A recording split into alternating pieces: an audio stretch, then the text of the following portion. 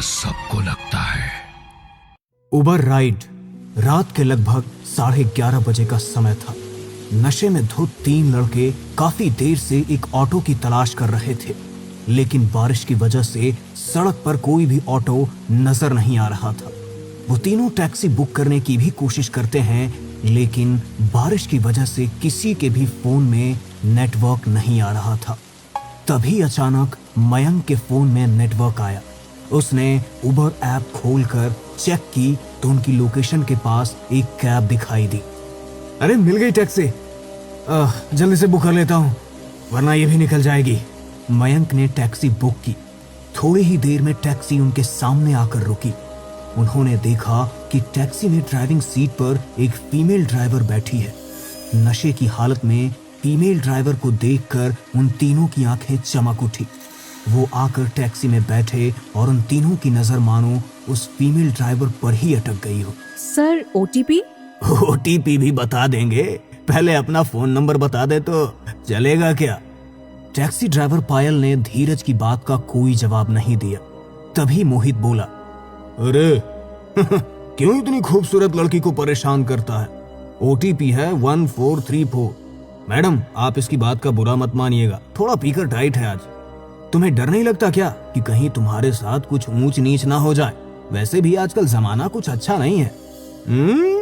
वो तो हम जैसे सीधे साधे लड़के आपको मिल गए, वरना आपके साथ कुछ भी हो सकता है। नहीं सर, मैं पिछले 3 साल से रात में टैक्सी चला रही हूँ, इसलिए आपको मेरी चिंता करने की कोई जरूरत नहीं है। आप मेरी टेंशन मत लीजिए।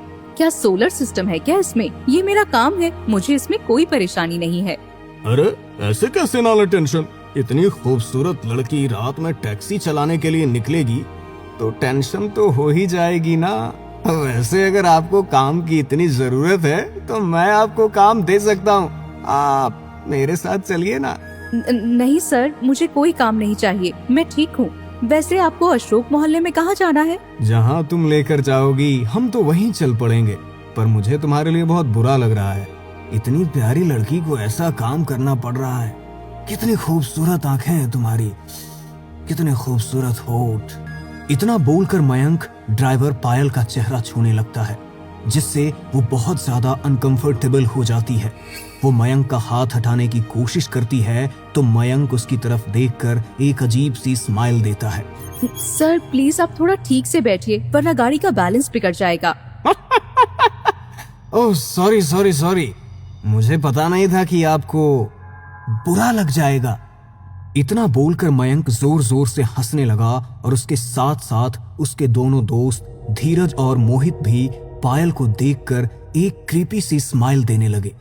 वो बार बार उसे टच करने की कोशिश कर रहे थे, जो कि पायल को बिल्कुल भी अच्छा नहीं लग रहा था। उसने कई बार उन्हें मना करने की कोशिश की, लेकिन वो उसकी बात सुन ही नहीं रहे थे। इतनी छेड़छाड़ और बदतमीजी होने की वजह से पायल की आंखों से आंसू छलक गए थे, लेकिन वो काम करने को मजबूर थी, इसीलिए अपनी आंखों के आंसू पोंछकर खुद को संभालते हुए उसने ड्राइव करना जारी रखा। रास्ते पर कुछ दूरी तक तो आसपास कुछ गाड़ियां थी, लेकिन जैसे जैसे रास्ता आगे बढ़ा तो अंधेरा और ज्यादा गहराता चला गया।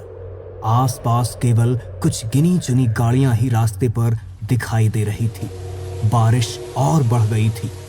आसमान में तेज बिजली कड़क रही थी और बिजली के कड़कने की आवाज से पायल के दिल का डर और ज्यादा बढ़ रहा था। वो यही सोच रही थी कि अगर इस सुनसान रास्ते पर उसके साथ कुछ गलत हो गया तो यहाँ पर उसे कोई बचाने वाला भी नहीं है। एक तो सुनसान रास्ता, आधी रात का समय और गाड़ी में एक अकेली लड़की के साथ दारू के नशे में धुत लड़के। किसी भी पल कोई अनहोनी घट सकती थी। अरे बेबी, कितनी ज्यादा घबरा रही हो तुम? हम तुम्हें कोई आवारा लड़के लगते हैं क्या? अच्छे खासे घर के शरीफ लड़के हैं हम, इसलिए तो तुम्हारी खूबसूरती की कद्र कर रहे हैं। बस तुम्हारे साथ थोड़ा सा समय बिताना चाहते हैं। कोई भूत प्रेत नहीं है जो तुम्हें खा जाएंगे। सर थोड़ी देर में आपकी लोकेशन आ जाएगी, फिर मैं आपको ड्रॉप कर दूंगी। प्लीज ये राइड मेरे लिए और मुश्किल मत बनाइए। तभी अचानक आसमान में जोर से बिजली कड़की। अचानक पायल का फोन बजा और चौंक कर उसने कॉल रिसीव कर ली। हेलो, हाँ बेटा, अच्छा ठीक है, मम्मा बस 2 मिनट में आती है। हाँ, तुम बिल्कुल भी घबराना नहीं। अरे माफ करना, हमें पता नहीं था तुम शादीशुदा हो। अरे शादीशुदा है तो क्या हुआ, हमें तो वो भी चलेगी। ये बात बोलकर वो तीनों पायल की तरफ देखकर बड़े ही बदतमीजी से हंसने लगे। तभी पायल ने कहा, सर क्या आप मेरी एक हेल्प कर सकते हैं? अरे जाने मन, हेल्प? तुम तो जो मांगो वो तुम्हारे लिए हाजिर है, बोलो। सर एक्चुअली मेरा बेटा घर पर अकेला है और अकेले उसे बहुत डर लग रहा है। मेरा घर यहाँ पास में ही है, क्या मैं बस 1 मिनट के लिए अपने घर जा सकती हूँ? एक बार अपने बेटे को जाकर थोड़ा समझा दूंगी तो वो शांत हो जाएगा। सिंगल पेरेंट हूँ ना, और फैमिली में कोई और है भी नहीं, इसलिए सब खुद ही मैनेज करना पड़ता है। अरे हाँ हाँ तुम जाओ, कोई परेशानी वाली बात नहीं है, लेकिन बस आना जल्दी। जी सर। पायल ने गाड़ी ड्राइव की और एक घर के सामने जाकर टैक्सी रोक दी। मैं बस अभी 2 मिनट में आ जाऊंगी सर। ठीक है। पायल घर के बाहर टैक्सी रोककर जल्दी से दरवाजे का लॉक खोलकर घर के अंदर गई। तभी टैक्सी के अंदर बैठे मयंक ने कहा, क्या बात है, बिना मेहनत किए ही लड़की के घर का पता चल गया और परिवार में कोई है भी नहीं, घर का दरवाजा भी खुला हुआ है। ऐसा मौका बार बार नहीं मिलता यार। चलो हम भी अंदर चल लेते हैं, ड्राइवर मैडम स्वागत तो करेगी हमारा। हमने इतना कोऑपरेट किया है, थोड़ा कोऑपरेशन तो उसे भी दिखाना पड़ेगा ना। तीनों टैक्सी से उतरकर दरवाजे से घर के अंदर चले गए। पूरे कमरे में घुप अंधेरा था।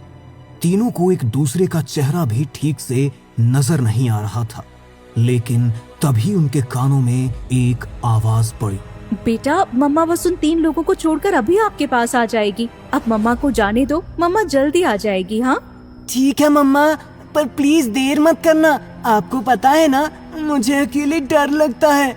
लगता है ऊपर वाले कमरे में होगी। टॉर्च जला, ऊपर चलते हैं।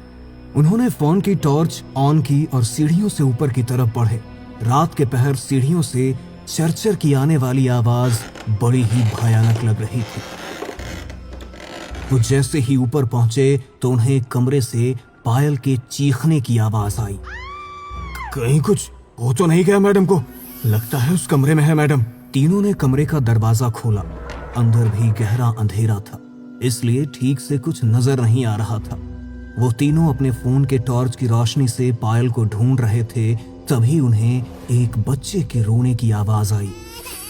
उन्होंने पीछे मुड़कर देखा तो कमरे का दरवाजा बड़ी ही तेज आवाज के साथ खुद ब खुद बंद हो गया और अचानक पायल उनके सामने आकर खड़ी हो गई।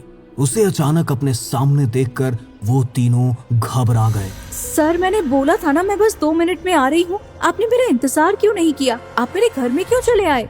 हमने सोचा कहीं तुम्हें हमारी मदद की जरूरत हो तो हम आ गए। वैसे आज रात हम तीनों तुम्हारे घर रुकना चाहते हैं। बाहर कितनी बारिश हो रही है देखो ना, और तुम्हारा बच्चा भी घर पर अकेला है।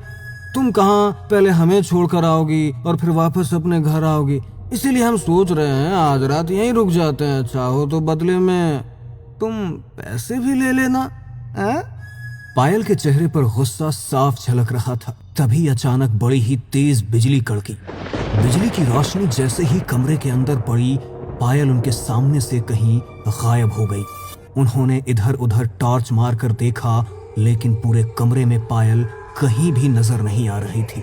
अचानक उन्हें अपने पीछे से किसी की दबी हुई हंसी की आवाज सुनाई दी। वो पीछे मुड़े, लेकिन अपनी आंखों के सामने का नजारा देखकर उनकी आत्मा सिहर उठी। उनकी आंखों के सामने पायल थी, लेकिन उसका रूप अब पहले जैसा सामान्य नहीं था। उसका पूरा शरीर सफेद पड़ चुका था। आंखें अंदर को धसी हुई बिल्कुल सफेद हो चुकी थी। चेहरे पर एक अजीब सी भयानक मुस्कान, मुंह से खून टपक रहा था और चेहरा गालों के पास से फटा हुआ था, मानो जैसे उसके सामने कोई चुड़ैल आकर खड़ी हो गई हो। उसकी ऐसी हालत देखकर डर के मारे उन तीनों का शरीर पसीने से भीगने लगा। उन तीनों का नशा तो जैसे एक ही चुटकी में गायब हो गया और उनका शरीर थर थर कांपने लगा। अरे क्या हुआ? तुम कुछ बोल क्यों नहीं रहे हो? तुम सब मेरे घर में रुकना चाहते हो ना?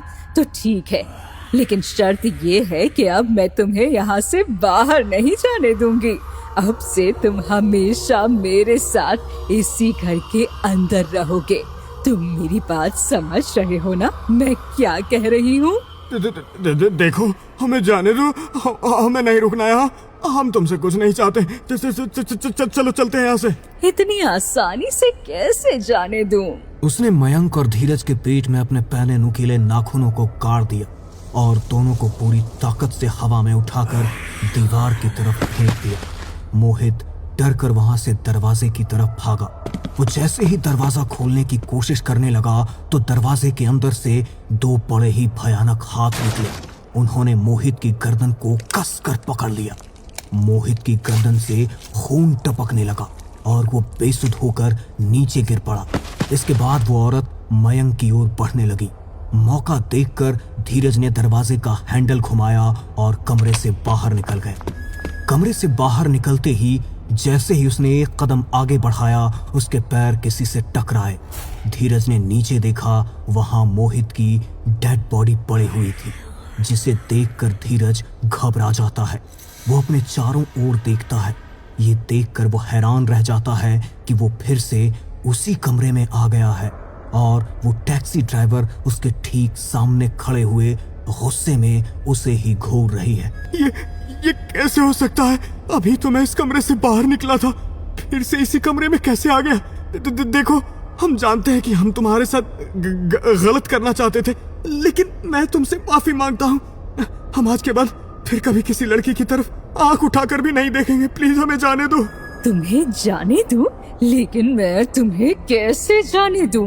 पिछले 2 साल से हर रात ये कैब लेकर मैं सड़कों पर तुम्हारी तलाश में ही तो निकलती हूँ। कब से तुम्हारा इंतजार था कि कब तुम मुझे मिलो और कब मैं तुम तीनों को अपने हाथों से मार कर अपना बदला लूं। अब मुझे इतना अच्छा मौका मिला है तो मैं तुम्हें जाने कैसे दे सकती हूँ? क्या पिछले 2 साल से तुम हमारा इंतजार कर रही हो? लेकिन हम तो तुम्हें जानते भी नहीं हैं। तुम्हारा हमसे भला क्या वास्ता है? देखो, हम तुम्हारे सामने हाथ जोड़ते हैं, प्लीज जाने दो हमें। हाथ पैर तो तुम्हारे सामने मैंने भी जोड़े थे, लेकिन तुमने भी तो मेरी कोई बात नहीं सुनी थी ना। 2 साल पहले तुमने मेरी जिंदगी बर्बाद की थी और उसके बाद मुझे मार कर फेंक दिया। मेरे परिवार को तो मेरा अंतिम संस्कार करने के लिए भी मेरा शरीर नहीं मिला। जैसा तुमने मेरे साथ किया, अब वैसा ही तुम्हारे साथ भी होगा। प्लीज प्लीज ऐसा मत करो। अरे बेबी, अपने हाथ में आए शिकार को हम ऐसे जाने नहीं देते। तुम रोगी हमारे सामने, गिड़गिड़ाओगी, लेकिन इसका कोई फायदा नहीं है। हाँ, क्योंकि आखिर में होगा तो वही जो हम चाहते हैं। अब रोना बंद भी करो, चलो कम ऑन, आ जाओ। अब तक तो तुम्हें सब कुछ अच्छे से याद आ ही गया होगा। अब तुम्हें मारने में और मजा आएगा। उसने अपने हाथ में एक फावड़ा उठाया और एक एक करके तीनों के चेहरे पर दे मारा। उनका पूरा चेहरा खून से लथपथ हो गया। एक के बाद एक उसने उनके ऊपर कई वार किए, जब तक कि उनके शरीर के अंदर की आखिरी सांस खत्म नहीं हो गई। वो उन तीनों को कमरे की खिड़की की तरफ लेकर गई। उनके शरीर के टुकड़े टुकड़े करने के बाद उसने उनके शरीर के टुकड़े खिड़की से नीचे फेंक दिए। घर के नीचे इंतजार कर रहे कुत्ते उनके शरीर के टुकड़ों पर झपट पड़े। उन्होंने उनके शरीर का मांस नोच डाला और कभी किसी को उन तीनों के बारे में फिर कोई खबर नहीं मिली। अगले दिन उन तीनों का अधखाया शरीर सड़कों पर बिखरा मिला, लेकिन कोई नहीं जानता था कि मरने वाले कोई बेकसूर नहीं, बल्कि पिछली रात तो उन्हें उनके गुनाहों की सजा मिली है।